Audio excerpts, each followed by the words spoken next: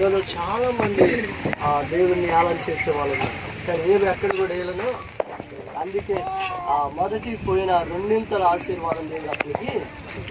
నిజంగా నేను ఇంటి దగ్గర ఉన్నప్పుడు కూడా చాలా బాధపడుతూ ఉంటాను మిమ్మల్ని గురించి. ఎందుకంటే అన్నీ అంటే సమయం అంతా అయిపోయిన తర్వాత వెళ్ళారు.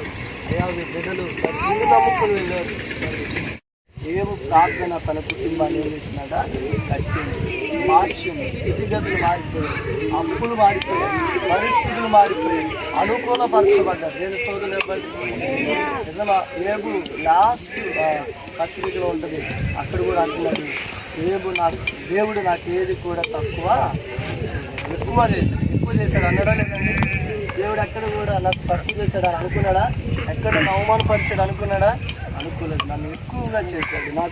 నాకు కావాల్సిన దేవుడు రెండింతలుగా ఇచ్చాడు. నేను స్తోత్రం చెప్పని గట్టిగా. ఏబు దేవుని యందు నమ్మకంగా ఉన్నాడు. దేవుని యందు ఎలా ఉన్నాడంట?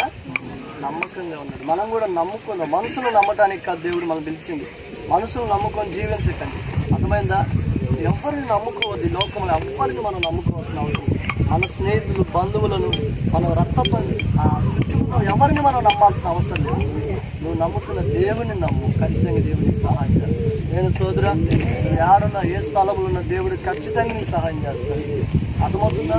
ఏబు నాకు సహాయం చేస్తారని దేవుని మీద నమ్మకం వచ్చింది. నిజమా కాదండి?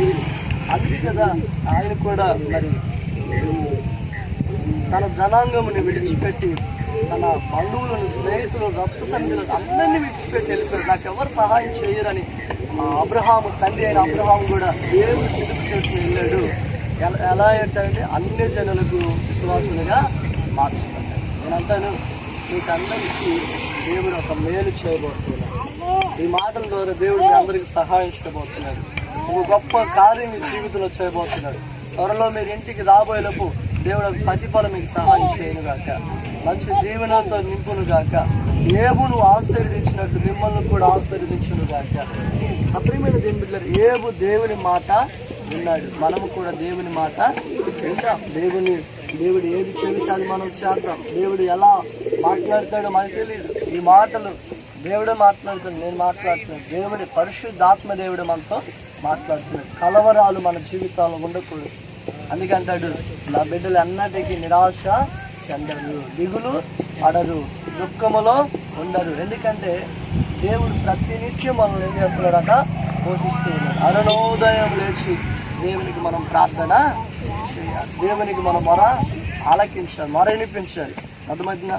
ఎవరి కంటదని దేవునికి వినిపించబడుతుందో వారిని ఖచ్చితంగా దేవుడు ఏం చేస్తారంట? ఆశీర్వదిస్తాడు.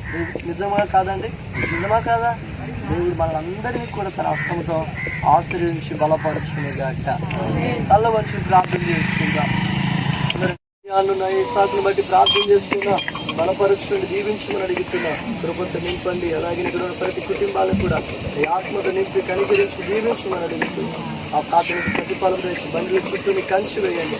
ప్రయాణం వెళుతున్న ప్రతి కుటుంబాలు మాకును తోడైన సహాయం చేయమని యేసు నామమును అడిగి వేడుకుంటున్నాము తండ్రి. ఆమె తెలుగు రక్తమే అపవాద శక్తులు వేసి రక్తములు అణిచివేయండి. ఆమె